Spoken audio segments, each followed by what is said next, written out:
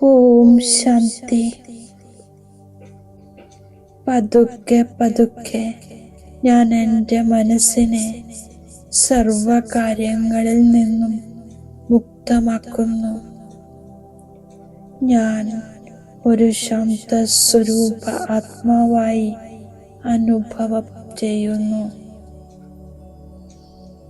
ഭൃഗുടി മധ്യത്തിൽ ഒരു ജ്യോതിബിന്ദുവിൻ്റെ രൂപത്തിൽ ഞാൻ സ്വയം തന്നെ കാണുന്നു.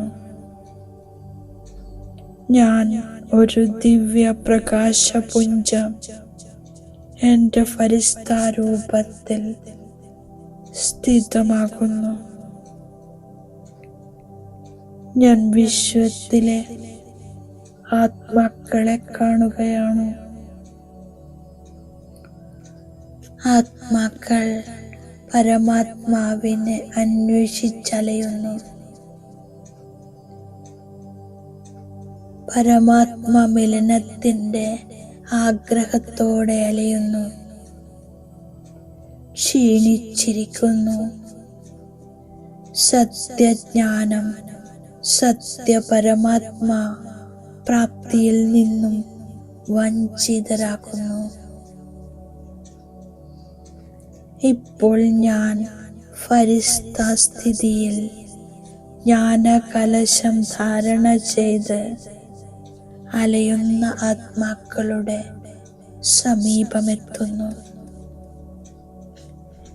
എൻ്റെ അടുക്കൽ ദിവ്യജ്ഞാനത്തിൻ്റെ കലശമുണ്ട്. ഇതിൽ ബാബയുടെ ജ്ഞാനാമൃതമുണ്ട്.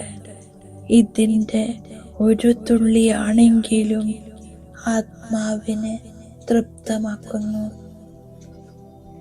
ഞാൻ ഫരിഷ്ഠ ആത്മാക്കളുടെ സമീപമെത്തി എൻ്റെ ദിവ്യദൃഷ്ടിയിലൂടെ മസ്തകത്തിലേക്ക് പ്രകാശം നൽകുന്നു. ബാബയുടെ സ്നേഹത്തിൻ്റെ അലകൾ അവരുടെ ഹൃദയത്തിൽ നിറക്കുന്നു. ജ്ഞാനാമൃതത്തിൻ്റെ അഞ്ജലി നൽകുന്നു. ജ്ഞാനാമൃതത്തിൻ്റെ തുള്ളിയാൽ ആത്മാക്കളിൽ ശാന്തി, പ്രേമം, ശക്തി എന്നിവയുടെ പ്രവാഹമുണ്ടാകുന്നു. ദേവതയായി മാറണമെങ്കിൽ ജ്ഞാനാമൃതം കുടിക്കുകയും കുടിപ്പിക്കുകയും ചെയ്യണം. അമൃതം കുടിക്കുന്നവർ ശ്രേഷ്ഠാചാരിയാകും. ഈ ജ്ഞാനത്തിൽ പ്രഭാവിതമായെങ്കിലും പഠിക്കുന്നില്ല, പരിശ്രമിക്കാൻ സാധിക്കുന്നില്ല എങ്കിൽ പ്രജയായി മാറും. പഠിത്തത്തിൽ സമ്പൂർണ്ണ ശ്രദ്ധയുണ്ടെങ്കിൽ,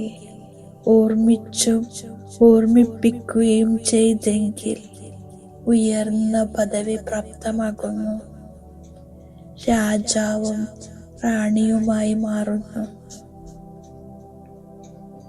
ബാബ സത്യനാരായണന്റെ കഥ കേൾപ്പിക്കുന്നു.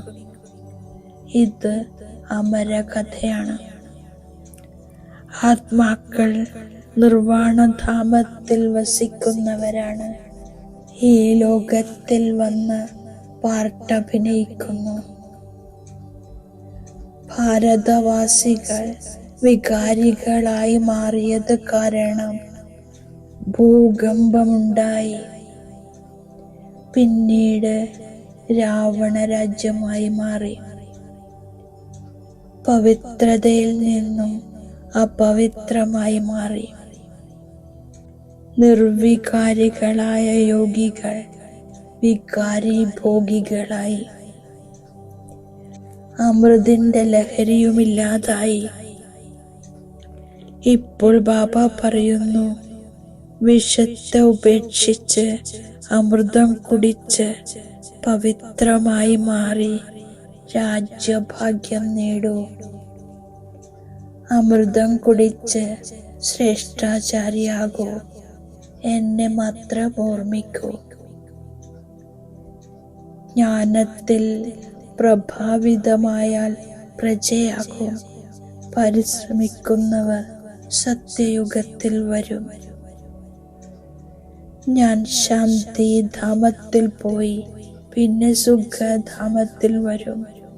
ഓർമ്മിക്കുകയും ഓർമ്മിപ്പിക്കുകയും ചെയ്തുകൊണ്ടിരിക്കുന്നു.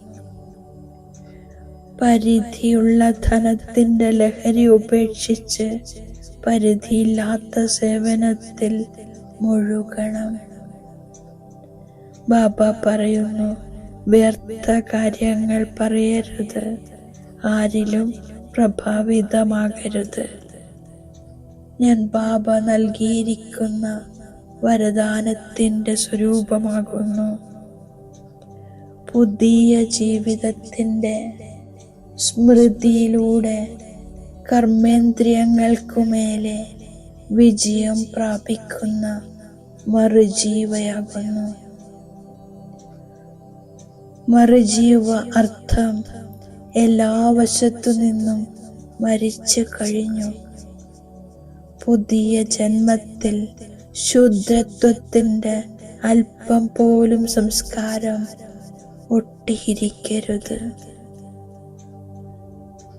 അമൃതവേളയിൽ ഹൃദയത്തിൽ പരമാത്മസ്നേഹം ഉൾക്കൊള്ളിക്കുന്നു എങ്കിൽ മറ്റൊരു സ്നേഹത്തിനും ആകർഷിക്കാനാകില്ല. ഓം ശാന്തി.